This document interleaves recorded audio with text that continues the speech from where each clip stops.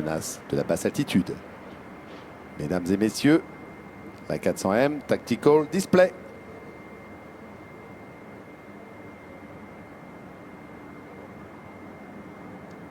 En comparaison avec ses illustres prédécesseurs comme le Transal ou Hercule, la 400M a la capacité de...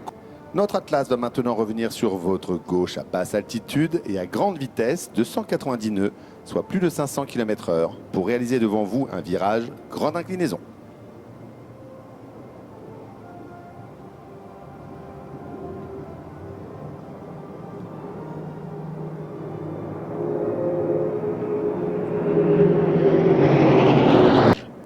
Le déflecteur déployé juste devant celle-ci ne sert pas qu'à accrocher les stars de cinéma américaines, mais à protéger les parachutistes du vent relatif au moment de leur saut.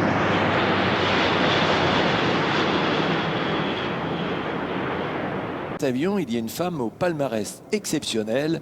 Il s'agit de la major Déborah Ferrand, cette parachutiste qui comptabilise plus de 10 000 sauts.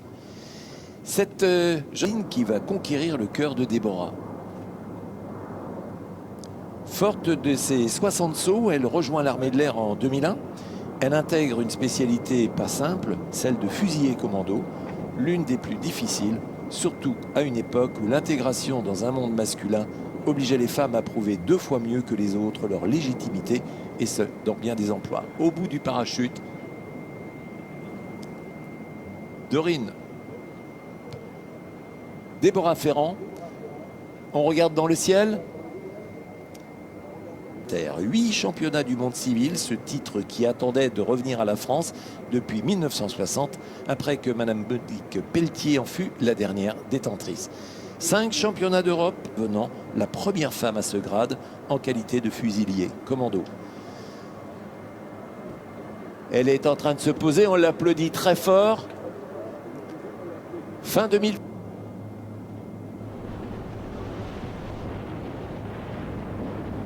Nous vous invitons sur les grands écrans à regarder justement les sauts qui sont retransmis également de l'intérieur de l'avion. Tout comme tout au long de la journée, les évolutions qui seront également filmées de l'intérieur. Et oui, voilà 8 voiles ouvertes. Après avoir sauté, ils vont se rassembler. Se rassembler pour donner naissance à une première formation, à diamant, au nombre de 5. Le leader, l'adjudant Sébastien, il est le logisticien. L'ailier droit, le caporal-chef Florian, lui est fusilier commando, exactement comme Déborah.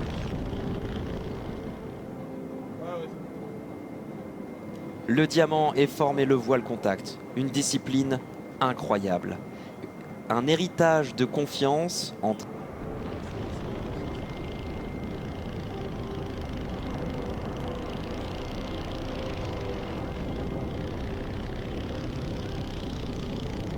confiance qui règne entre ses équipiers qui sont particulièrement fiers d'être parmi vous aujourd'hui pour venir porter des valeurs, les valeurs d'un aviateur combattant, la rigueur, l'intégrité, le sens du service. Tous ces militaires, oui, ils ont les pieds accrochés dans les suspentes les uns et les autres pour pouvoir maintenir une cohérence dans cette formation. C'est vous dire... Ils représentent l'institution, mais ils représentent également les valeurs tricolores, raison pour laquelle le diamant a donné vie à 2 séparations pour les Phénix. On les retrouve un petit peu partout en France pendant la saison des manifestations aériennes, et l'année dernière, au mois de janvier 2024, ils sont même allés jusqu'à La Réunion pour l'anniversaire de la base aérienne 181 Roland-Garros, l'une des bases les plus éloignées de l'Hexagone.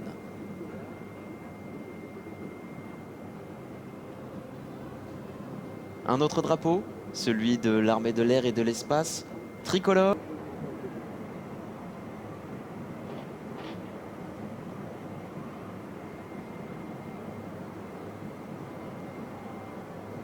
Et 2 drapeaux sont maintenant dessinés dans le ciel.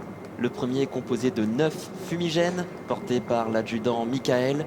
Lui a été blessé en opération extérieure et pourtant, armé d'une grande force de conviction et de beaucoup de motivation, il est revenu et il peut maintenant ressauter. Il est revenu, redevenu chuteur opérationnel. L'autre drapeau, le plus grand drapeau porté par cette équipe, 10 sur 20. 10 mètres sur 20 mètres, cela représente 200 mètres carrés.